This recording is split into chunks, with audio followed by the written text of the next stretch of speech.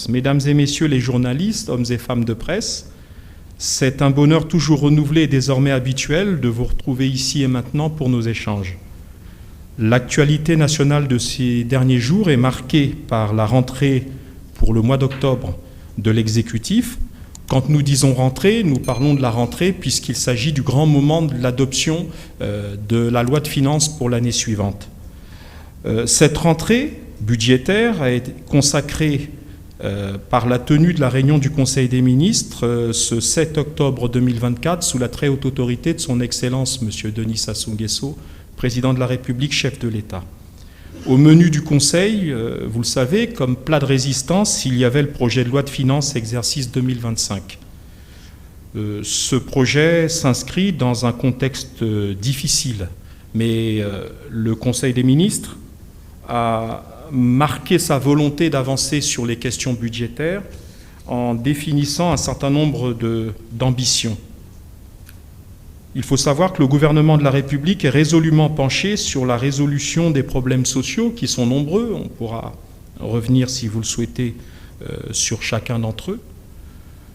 La résolution des problèmes sociaux, mais en s'assurant également qu'une gestion aussi rigoureuse que possible de nos finances publiques permette l'atteinte de nos ambitions et permette de résoudre un tant soit peu les questions qui sont à l'ordre du jour du quotidien de nos compatriotes. Il faut noter que les objectifs principaux du budget 2025 sont de consolider les recettes publiques. Et si vous le souhaitez, là également, on pourra y revenir, avec un accent particulier mis sur l'élargissement de l'assiette fiscale et l'amélioration de la collecte des recettes non pétrolières, notamment par le biais de réformes fiscales et grâce à la digitalisation des procédures fiscales.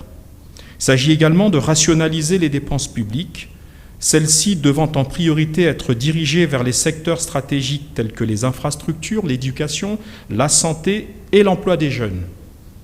Enfin, il s'agit de gérer la dette publique afin de la maintenir à un niveau de soutenabilité grâce à la poursuite de la restructuration de cette dette, tout en allégeant les maturités pour réduire notamment son fardeau qui est lourd, le fardeau à court terme. Autre ambition, la priorité est également donnée à la protection et à l'augmentation des ressources financières de l'État grâce à la mise en place des mécanismes de numérisation de nos services publics, l'État lui-même en particulier, et à la digitalisation des procédures. À cet égard, c'est-à-dire la rationalisation, il faut noter que sur instruction du Président de la République, dès le 1er janvier 2025, il sera mis en place des mécanismes de paiement sécurisés et dématérialisés au profit de l'État, des établissements publics, des collectivités locales et publiques, en utilisant, bien entendu, les moyens modernes de paiement disponibles. Autre ambition très importante et qui est inscrite dans le droit fil du projet de société du Président de la République, le gouvernement entend formaliser les emplois informels et valoriser les emplois précaires en soutenant la couverture sociale des employés concernés auprès de la CNSS et de la Caisse d'assurance maladie universelle. Pour cela, une subvention de 10 milliards de francs CFA est d'ores et déjà prévue au titre de la loi de finances 2025. Très concrètement, chacun de nous, à quelque échelle sociale où nous nous trouvons, nous pouvons avoir, par exemple, des employés de maison. Une bonne, un domestique, un blanchisseur, enfin tous ceux qui nous accompagnent dans notre vie quotidienne. Le constat, c'est que dans la plupart des cas, ces personnes ne sont pas immatriculées ou enregistrées au niveau de la CNSS pour leur cotisation sociale par salarié, et l'employeur, nous tous, lui non plus, ne s'enregistre pas pour la part patronale. De même pour la CAMU et un certain nombre de prestations liées aux soins de santé, eh bien, ces employés ne sont pas répertoriés. Et la formalisation dont il est question ici, c'est que l'État va endosser, courant de l'année 2025, grâce à cette enveloppe de 10 milliards de francs CFA dont je viens de parler, va endosser pour la part patronale, l'employeur de cet employé précaire, et pour la part salariale, c'est-à-dire l'employé précaire lui-même, va endosser les contributions et cotisations. C'est-à-dire que l'État va permettre la formalisation de ces emplois et à franc constant, si quelqu'un est payé 100 000 francs CFA par mois comme employé de maison, eh bien, il ne cotisera pas pour la part de cotisation salariale et le patron sera appelé à cotiser de manière éventuellement symbolique. Et de même, pour ce qui concerne l'accès aux soins de santé de la CAMU, eh bien, là également, il s'agira de contributions très symboliques. C'est cela, les emplois précaires dont le gouvernement aujourd'hui entend endosser la possibilité de les rendre les plus formels possibles et permettre aux compatriotes concernés, qui malheureusement souvent ne disposent pas d'un salaire à la hauteur de leurs besoins, eh bien, que leur enregistrement, la formalisation de leur emploi ne soit pas un fardeau pour ces personnes. C'est cela. Donc c'est une ambition sociale, c'est une ambition importante, à un moment où nos ressources sont, comme vous le savez, extrêmement difficiles à mobiliser. Alors, sur ces questions, budgétaires et autres, je reste à votre disposition dans les échanges qui vont venir. Notre pays, et notamment notre capitale politique, connaît depuis quelque temps une grande perturbation dans son alimentation en électricité. C'est une situation qui était déjà très difficile en matière d'alimentation en électricité. Malheureusement, il vient s'y ajouter des problèmes qui relèvent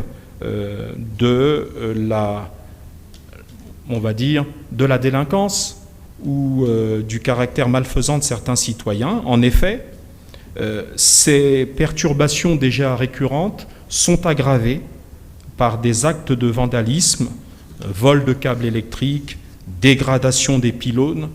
Alors, pour les pylônes, il y a une technique particulière qui est adoptée par les malfaisants. Il y a les soubassements, vous voyez la structure des pylônes. Cette structure est appelée cornière, ce sont des cornières, et apparemment cela a de la valeur sur le marché de la contrebande. C'est-à-dire que ces gens démontent le soubassement ou la base de ces pylônes, les cornières donc, et vont les revendre. Donc évidemment, un pylône qui perd sa base, il devient difficile qu'il tienne debout et qu'il remplisse son office. Il y a également, comme on l'a dit, les vols de câbles électriques. Malheureusement, c'est un grand classique dans notre pays.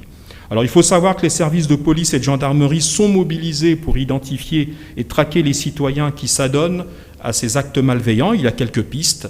Vous me permettrez de ne pas les évoquer ici publiquement. Alors, les services techniques de ECAREC sont bien entendu à l'œuvre pour procéder au rétablissement total de la desserte électrique et à la réparation des pylônes endommagés. Certains, dans l'opinion nationale, parlent de sabotage, c'est-à-dire qu'au-delà du vandalisme, il y aurait peut-être une volonté de saboter ces installations.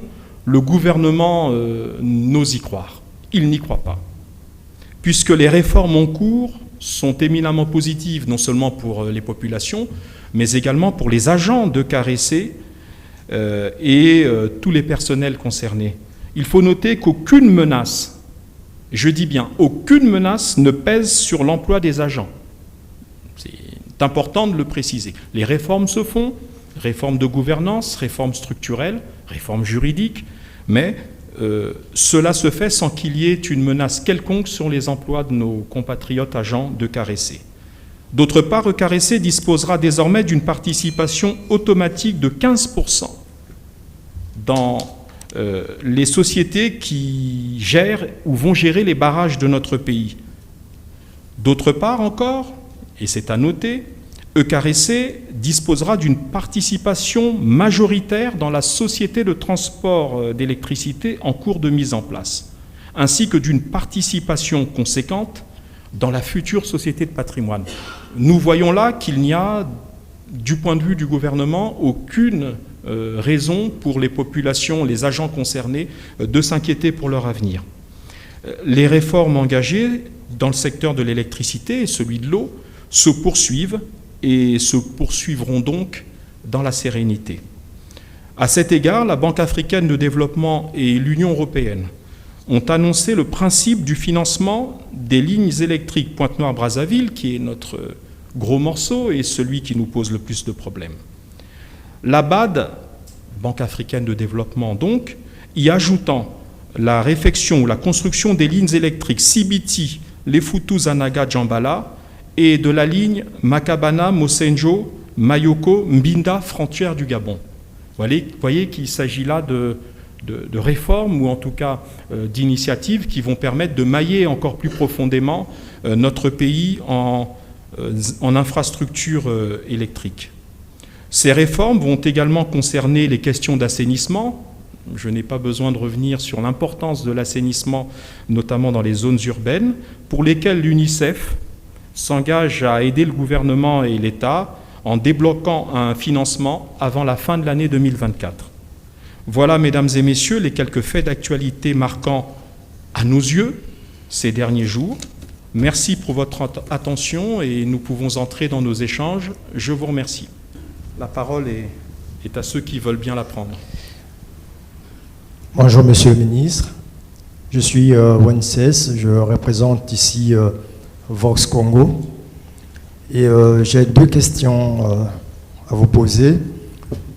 La première, elle repose sur la situation socio-professionnelle des agents évoluant dans les entreprises publiques.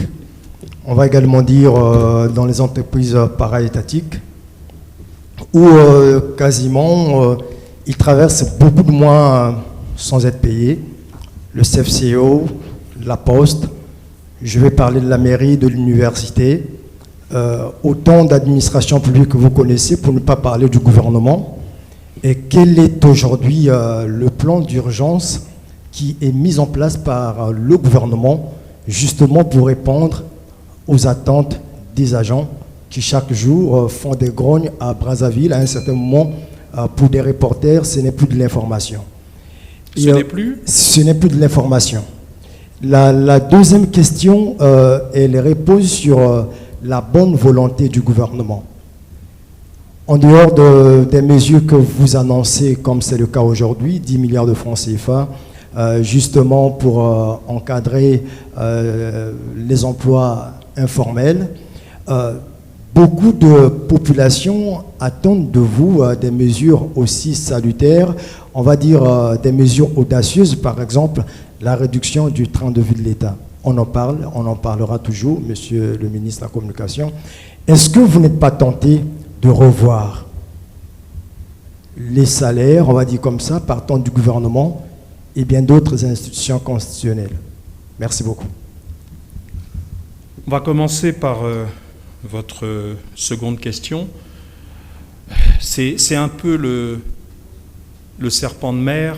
On a l'impression qu'il y a quelque part, comme au temps d'Ali Baba, une caverne dans laquelle, secrète, donc dans laquelle les autorités, les dirigeants et les institutions puiseraient à l'insu du reste de la population. Je ne veux pas redire ici ce qu'a déjà dit Monsieur le Premier ministre du haut de la tribune du Parlement, je crois que c'était au Sénat.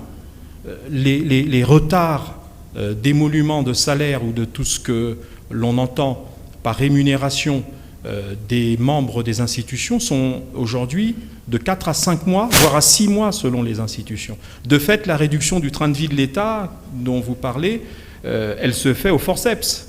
Quelqu'un qui ne reçoit pas son salaire, il n'y a pas plus brutal que la situation qu'il peut vivre. Et d'ailleurs, pourquoi c'est fait ? C'est fait pour donner la priorité au paiement des salaires et des indemnités des fonctionnaires et agents de l'État, qui eux, c'est vrai, parfois avec un peu de retard, pour l'essentiel perçoivent leur rémunération. Donc de ce point de vue-là, il ne faut pas laisser croire à notre opinion qu'il existerait une sorte de cagnotte cachée dans laquelle ceux qui ne veulent pas réduire le train de vie de l'État se serviraient pour continuer à maintenir des privilèges. Non, voyez, nous sommes frappés de plein fouet. Nous sommes tous frappés de plein fouet. Je parle des animateurs et des membres des institutions de l'État. Je ne reviens pas sur le sujet, mais nous avons effectivement déjà ce phénomène qui s'impose à nous du fait de la raréfaction des ressources. Deuxième aspect, je me permets de le révéler, c'est un scoop, mais il me semble que dans quelque temps, il sera probablement procédé à quelques tours de vis sur un certain nombre de points dont je ne me permets pas de donner le détail ici parce que je laisse aux institutions concernées qui sont au-dessus de moi, bien entendu, présidence de la République, primature, le soin de révéler à l'opinion nationale les quelques mesures qui vont permettre d'aller dans le sens de ce que vous évoquez, la réduction du train de vie de l'État. Il y a également, sur votre première question, une question très importante que nous constatons tous, qui est les voyants de plus en plus rouges qui s'allument dans un certain nombre d'administrations, d'établissements publics ou parapublics. Vous avez cité le CEFCO, vous avez cité l'université, on peut en citer d'autres. Bon, il s'agit là de considérations extrêmement importantes, et le gouvernement, croyez-le, attache du prix à la résolution de ces questions qui sont souvent des questions de trésorerie et des questions difficiles pour les institutions, établissements ou administrations concernées. Et le gouvernement privilégie toujours, vous remarquerez qu'à chaque fois qu'un voyant rouge s'allume, il y a aussitôt une rencontre entre les syndicats, parfois les intersyndicales, et parfois même le gouvernement accepte de discuter avec des collectifs informels, parce que comme vous le savez, souvent on parle de collectifs associations ce sont des collectifs informels. Et malgré leur caractère informel, et dans le souci de négocier au plus près des aspirations du personnel, eh bien, le gouvernement accepte de discuter. Je crois que le Premier ministre et les ministres concernés ont reçu ces derniers temps l'ensemble des populations, enfin des agents des syndicats et des collectifs concernés. Et donc laissons le temps à ces négociations de se mettre en place pour permettre la résolution, dans le cadre du dialogue social, la résolution de ces questions importantes. Oui. Merci, Monsieur le Ministre. Je suis Ernest Blanchard-Dimi. J'interviens pour le groupe de presse en ligne Brazzaville. La question est celle de savoir qu'est-ce qui se passe avec le carburant à Brazzaville. Dans les stations, il n'y en a pas, et jusque-là, on n'a pas une information officielle. Nous avons également suivi le compte rendu du Conseil des ministres. J'ai retenu quelques... Ça fait déjà 3 questions, hein. Allez-y. Trésorerie tendue, oui. Gestion complexe des arriérés, gestion complexe et accumulation des arriérés. La question est celle de savoir qu'est-ce qui est fait de manière pratique pour essayer un peu d'éponger cette situation, notamment au niveau des arriérés et de la trésorerie qui reste tendue à ce jour. Merci. Bon, cette question est excellente. Je crois que je vous avais promis de ne pas évoquer les choses sous forme de langue de bois. Il serait difficile pour le gouvernement et le porte-parole que je suis de cacher la réalité, la gravité de cette situation en termes de difficultés de trésorerie et donc en termes de raréfaction des ressources. Il est clair que le principal obstacle auquel nous nous heurtons est celui de notre stock de dettes à court terme souvent sur le marché financier de la CEMAC. Je crois qu'on a évoqué le sujet mais sous un angle dramatique il y a quelques semaines. Là nous pouvons de manière posée, de manière sereine regarder le problème et poser le diagnostic et essayer d'esquisser les propositions qui sont celles du gouvernement. Le diagnostic est simple. Quand vous avez à rembourser de mois en mois, parfois jour après jour ou semaine après semaine, des dettes contractées, dettes à court terme sur le marché financier, les marchés financiers, eh bien vous avez effectivement des difficultés puisque le stock et le service de la dette à rembourser chaque mois, parfois, est égal ou excède les ressources qui entrent. C'est ça la difficulté. Un peu comme un ménage qui serait dans une situation de surendettement et qui devrait, à ce moment-là, malheureusement, choisir entre les différentes charges. Par exemple, dans un ménage, on va dire aux enfants, cette semaine ou ce mois-ci, vous n'irez pas au cinéma ni au restaurant. On va essayer de concentrer nos quelques ressources à des choses beaucoup plus vitales. C'est le même principe. Et donc, malheureusement, le poids de cette dette et puis le caractère très contraignant des mécanismes de remboursement font qu'il y a un effet d'éviction, comme disent les économistes et les juristes, c'est-à-dire que les charges prioritaires, malheureusement, ne peuvent pas être toujours prises en compte du fait même de la brutalité, la force et la contrainte qui nous oblige à rembourser ces dettes souvent à court terme. Alors la première chose qui est faite et qui est faite de manière structurelle, vous savez comme moi que le président de la République a mis en place deux structures ad hoc. Il y a le comité de trésorerie présidé par lui-même qui permet de tenir compte des dépenses prioritaires et de faire un choix, malheureusement, entre ces dépenses dans leur importance et leur caractère vital. Et puis la deuxième chose, c'est un comité qui a été mis en place, présidé par le ministre d'État Bouya à la demande du Premier ministre chef du gouvernement, qui réfléchit, lui, aux considérations à moyen terme qui vont permettre de renforcer la ressource. Et ce comité, je peux vous le dire, a déjà commencé à produire un certain nombre de réflexions qui sont entre les mains du président de la République et du Premier ministre et qui feront l'objet très certainement de décisions qui seront rendues publiques dans les prochaines semaines ou les prochains mois. Alors d'ores et déjà, vous voyez que le budget 2025 reprend une partie des conclusions auxquelles sont arrivées ces différentes structures. Si vous lisez le compte-rendu que j'ai rendu public hier, du Conseil des ministres, vous verrez qu'on parle d'une priorité donnée à l'optimisation des ressources fiscales à travers l'utilisation de la digitalisation. C'est un outil important.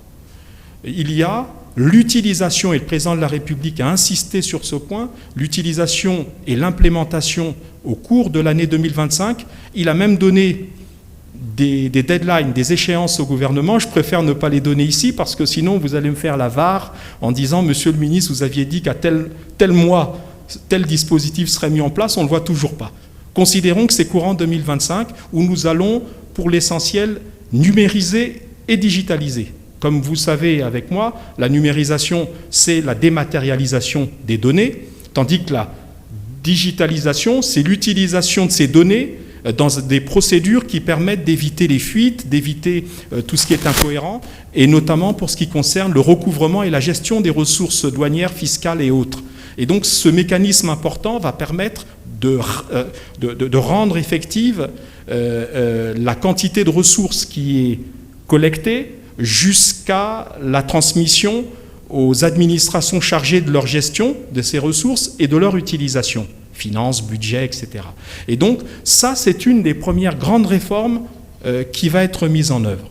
Deuxième axe, c'est celui que j'ai évoqué tout à l'heure dans mon propos liminaire et qui ressort lui également du compte-rendu du Conseil, c'est l'instruction ferme du président de la République pour qu'à partir du 1er janvier 2025, les ressources de l'État qui sont destinées aux différentes administrations de l'État, mais aussi aux établissements publics, on a parlé tout à l'heure de quelques établissements publics ou parapublics qui ont des difficultés, qui aboutissent au mouvement de grève dont vous avez parlé, eh bien sécuriser les paiements dans ces matières-là en utilisant les process de paiement qui sont aujourd'hui disponibles, virements, transfert monétaire par les différents moyens, mobile money, etc. Pour éviter quoi ?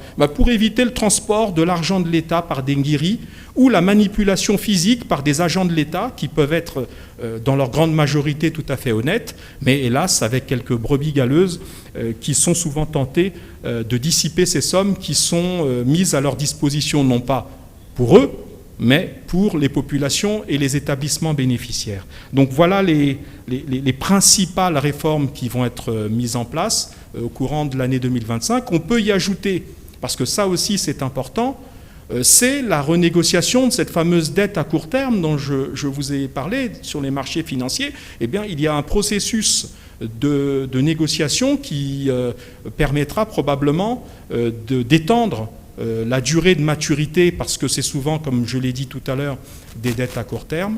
Eh bien, essayer d'allonger la maturité de ces dettes pour redonner un peu de souffle à l'État. Voilà quelques-unes des réflexions. Les autres, comme je l'ai dit tout à l'heure, seront certainement déployées et mises en place au cours de l'année 2025.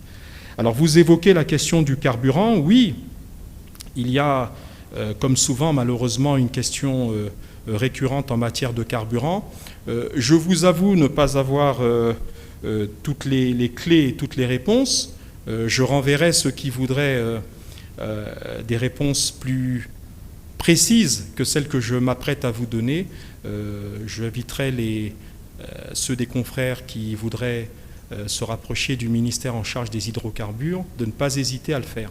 Alors, il y a effectivement toujours les mêmes causes, avec des difficultés dans la distribution, la commercialisation, mais il y a surtout aujourd'hui des faits ponctuels, d'actualité, qui malheureusement ont aggravé la situation du carburant dans notre pays, et donc une certaine pénurie.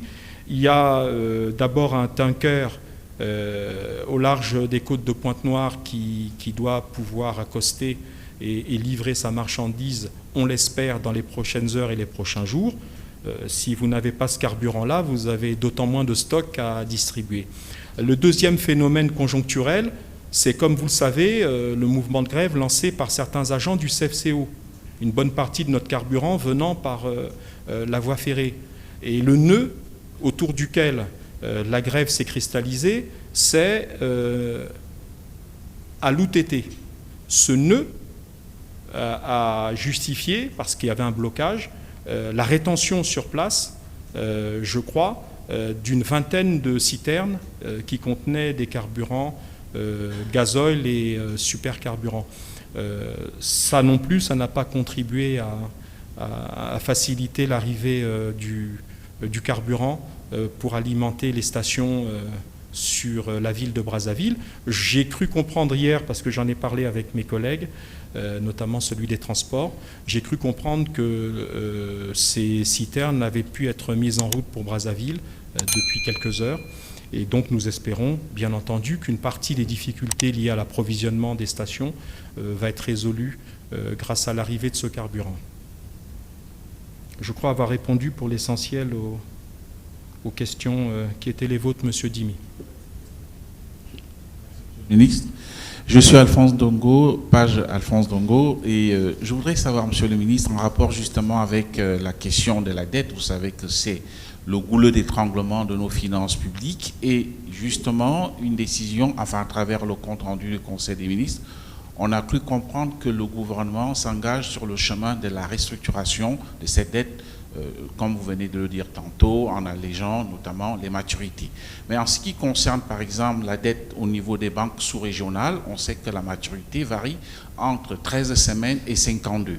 Je voudrais un peu savoir quel est le mécanisme employé aujourd'hui par le gouvernement pour justement essayer d'alléger, enfin d'allonger la maturité, comme vous l'avez dit. Vous savez que c'est des ressources courtes, c'est-à-dire l'argent qui se trouve au niveau des banques, et donc souvent là on ne peut pas aller au-delà d'1 an.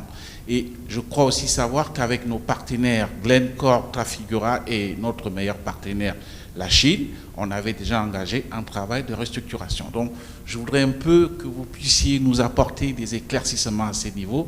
Et puis, à votre niveau, quel est exactement le stock de la dette aujourd'hui dû au niveau du marché sous-régional, n'est-ce pas, aux banques, et même au niveau international? Est-ce qu'on peut se faire une idée exacte? Permettez-moi, Monsieur le ministre, de faire coup double. Le CFC auquel vous faites allusion, on se souvient que le gouvernement a à un moment donné donné l'impression qu'il voulait vraiment restructurer cette société. On l'a vu avec notamment Comazar, je crois que c'était un consortium constitué de Malaisiens et de Chinois qui voulaient reprendre le CFSO. Et puis il y a eu China Airways. Finalement, silence des cimetières. Qu'est-ce qui se passe exactement? Est-ce que le gouvernement surfe entre le fait que la logistique du CFSO est assez vieillissant et ne le renouvelle pas, mais aussi avec un personnel des ressources humaines qui lui-même aussi, on le sait, pour la plupart, est un peu pratiquement au bord de la retraite. Qu'est-ce qui est prévu exactement pour que le CFSO revive comme dans les années antérieures et soit un partenaire économique non seulement pour le Congo, mais pour toute la sous-région? Merci. La première question que vous évoquez, Alphonse Ndongo, qui est quelles sont les mesures que le gouvernement entend mettre en place pour restructurer les différentes dettes, à l'instar de ce qui a pu être fait avec d'autres partenaires. Vous avez cité Glencore, Trafigura, la Chine. Je crois que le compte-rendu date de moins de 24 heures. Et cet engagement auquel vous faites allusion, il est rappelé dans le compte-rendu. Je pense qu'en 24 heures, je n'aurai pas forcément tous les éléments techniques qui vont, ces éléments techniques, être mis en œuvre par les ministères compétents, notamment le ministère des Finances et le ministère du Budget. Donc je crois que nous allons laisser à nos collègues le soin d'avancer et peut-être que d'ici quelques semaines, on sera en mesure d'articuler devant vous un certain nombre d'initiatives qui vont être prises. Pour ce qui concerne les niveaux de dette, je crois qu'un spécialiste des questions financières comme vous me posez la question, mais plutôt pour l'édification de vos collègues qui parfois ne sont pas toujours au fait de ces questions. La dette auprès des marchés financiers est une dette importante. Le stock de la dette est de plus de 2000 milliards de francs CFA. Donc évidemment, avec un service de la dette mensuel qui est très élevé, on l'imagine bien. Donc il s'agit d'aboutir à un allongement des délais, parce que le gouvernement, bien entendu, ne va pas déclarer qu'il ne rembourserait pas ces dettes-là. Ça serait un tremblement de terre et un tsunami. Simplement, nous allons, comme il a été dit dans le compte-rendu du Conseil, tout faire pour la rendre plus soutenable qu'elle n'est aujourd'hui et pour peser le moins possible sur le service de la dette mensuelle, qui aujourd'hui est le principal problème que nous avons, puisque cette dette, elle est incompressible, son remboursement est littéralement obligatoire au jour le jour, et donc, bien entendu, cela a une conséquence sur les charges courantes, dont j'ai expliqué tout à l'heure qu'elles subissaient souvent un effet d'éviction, c'est-à-dire qu'entre le remboursement incompressible de ces charges mensuelles et les charges courantes, malheureusement, souvent, il y a un arbitrage à faire en faveur du remboursement des charges incompressibles. Alors, vous évoquez à titre d'exemple la question de la séduction ou de l'absence de séduction, en l'occurrence, en termes de partenariat avec un privé, voire même en termes de reprise par un privé. Mais vous touchez du doigt, là, malheureusement, les questions récurrentes liées au peu de séduction que renvoie notre secteur public et parapublic.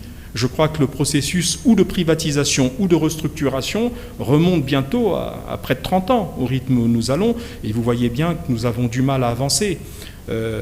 Il faut rendre la mariée la plus séduisante possible et la plus belle possible. Vous évoquez pour le CFCO un certain nombre de mots ou un certain nombre de défauts récurrents, et vous n'avez pas totalement tort sur ces questions-là. Le personnel, aussi estimable soit-il, doit être en partie rajeuni. Ça ne veut pas dire qu'il faut chasser ceux qui sont là, hein. Qu'on ne me fasse pas dire ce que je n'ai pas dit. Je dis simplement qu'il faut injecter probablement un personnel plus jeune, venant avec plus d'énergie et venant peut-être avec des pratiques plus conformes à ce qui est attendu d'une entreprise aussi stratégique que cette épine dorsale de notre économie qui permet le transport des marchandises et des hommes entre les deux capitales économiques et politiques.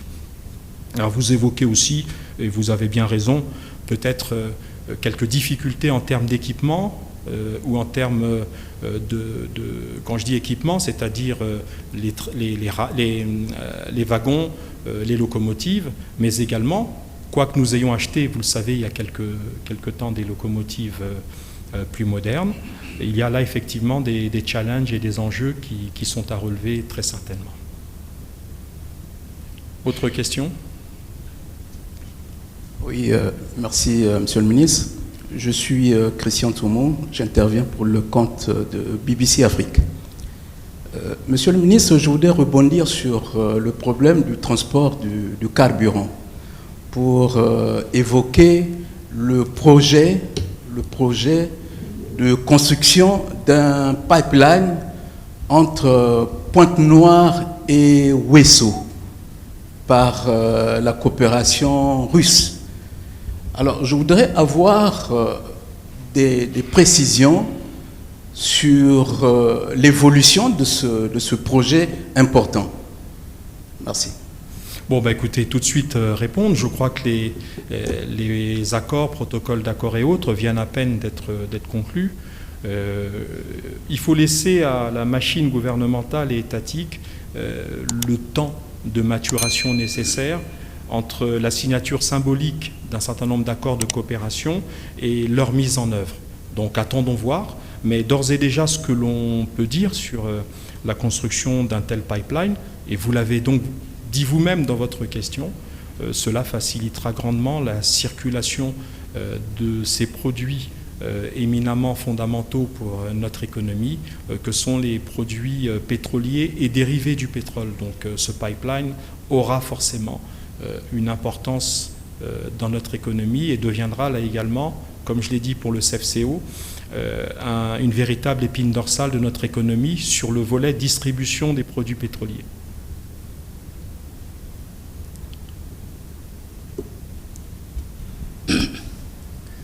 Merci, Monsieur le Ministre. Madila Pandinyangui, j'interviens pour le compte de la radio transéquatoriale. Pour deux préoccupations, Monsieur le Ministre, hors actualité, et souffrez que je vous pose ces deux questions, parce que si je n'ai pas de réponse ici avec vous et maintenant, je ne sais pas où est-ce que je les aurai ailleurs. Que je sache, Monsieur le Ministre, au Bénin, les membres du Conseil supérieur de la liberté de communication prêtent serment, si ce n'est pas devant le président de la République, mais en présence du président de la République. D'où vient-il que chez nous, cette institution est banalisée? Pas de siège. Banalisée, je dis bien. Pas de siège. Les mandats des membres du Conseil sont illimités. On ne sait pas si c'est 3 ans, si c'est 4 ans, si c'est 5 ans. Autre question liée à la première, de Jacques Banangazala et Alain Akwala-Tipo à Philippe Mbo et Thierry Mungala, les relations entre le président du Conseil supérieur de la liberté de la communication et le ministre de la communication ne sont pas bonnes. Je sais de quoi je parle. Là où il y a des décisions, il peut y avoir des divergences. Ne confondons pas divergence avec une mauvaise entente. Seuls les morts et ceux qui dorment du matin au soir n'ont aucune divergence avec personne. Et encore, parce que ceux qui dorment peuvent, malgré le fait qu'ils dorment, quand même avoir des divergences avec des gens qui veulent avoir des divergences avec eux. Non, il y a, là où il y a des institutions, la nécessité de trouver un moyen terme. Ce ne sont pas des questions d'hommes, ce sont des questions de désaccords ou parfois de malentendus, ou en tout cas de décisions qui doivent être souvent clarifiées entre les institutions que sont d'un côté le Conseil supérieur et de l'autre le gouvernement. Donc ne personnalisons pas, s'il vous plaît. J'ai de très bonnes relations avec le ministre Mvo, qui, quand c'est nécessaire, échange avec moi, et donc il n'y a aucun nombre de doutes sur le fait qu'il n'y a pas de divergence qui empêcherait notre collaboration. Ça, c'est la première réponse. La deuxième question que vous posez, c'est celle de la prestation de serment. Au Bénin, vous citez cet exemple, des membres du régulateur des médias là-bas devant le président de la République. Écoutez, c'est probablement leur pratique constitutionnelle ou administrative, ça n'est pas la nôtre. Chez nous, les membres du Conseil supérieur prêtent serment devant, me semble-t-il, la Cour d'appel. C'est pas moins noble de prêter serment devant une juridiction de l'ordre judiciaire. Donc il y a serment, il y a peut-être pas au niveau que vous l'évoquez, mais pour que nous le fassions au niveau que vous l'évoquez, il faudrait que la Constitution le prévoie.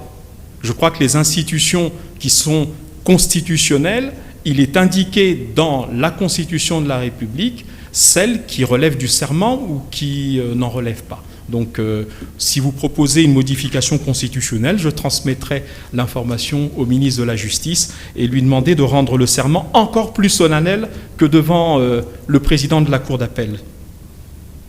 Alors, vous évoquez également les mandats.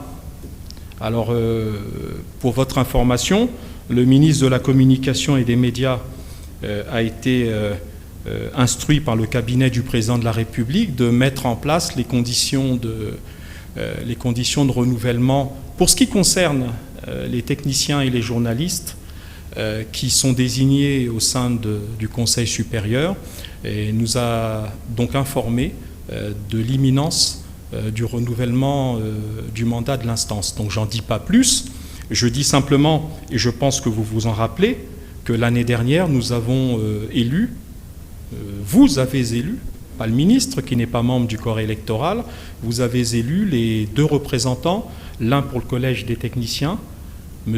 Hubert Kimbembe, je crois, et l'autre pour le collège des journalistes, M. Godefroy Yombi, qui ont été désignés par vous au terme d'un vote.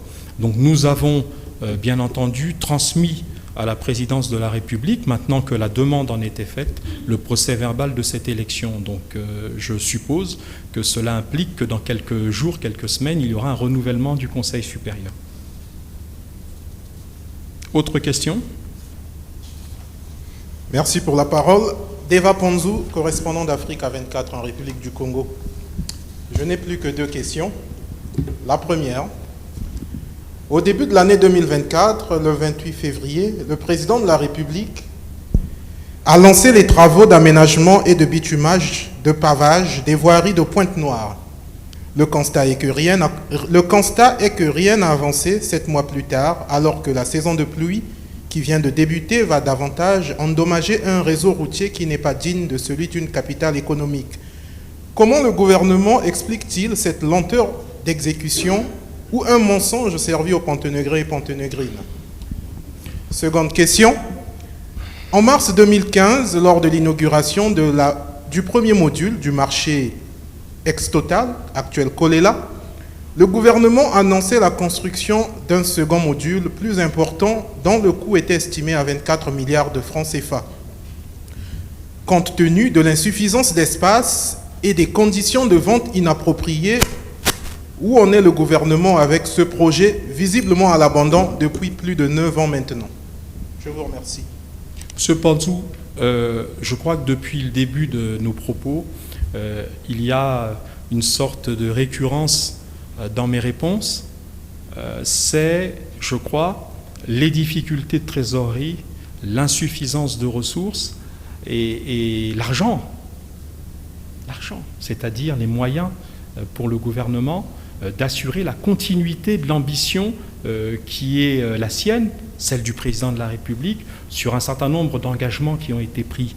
Alors la seule réponse que je puisse vous donner, ce n'est pas un mensonge pour ce qui concerne les voiries urbaines de Pointe-Noire. Vous allez même jusqu'à dire un mensonge du gouvernement, de l'exécutif vis-à-vis des populations. C'est un propos que je ne retiendrai pas. Il s'agit tout simplement de difficultés qui malheureusement ralentissent, entravent l'exécution de ces travaux. Il y a quand même eu plusieurs milliards qui ont déjà été débloqués et quelques travaux ont été mis en œuvre, mais évidemment et malheureusement de manière insuffisante. Donc je pense que nous sommes un gouvernement responsable et bien entendu, dès que cela sera possible, nous reprendrons, les autorités compétentes reprendront l'exécution de ces travaux. De même, votre question sur l'absence du second module du marché dont vous avez parlé, elle s'explique là également par des considérations logistiques.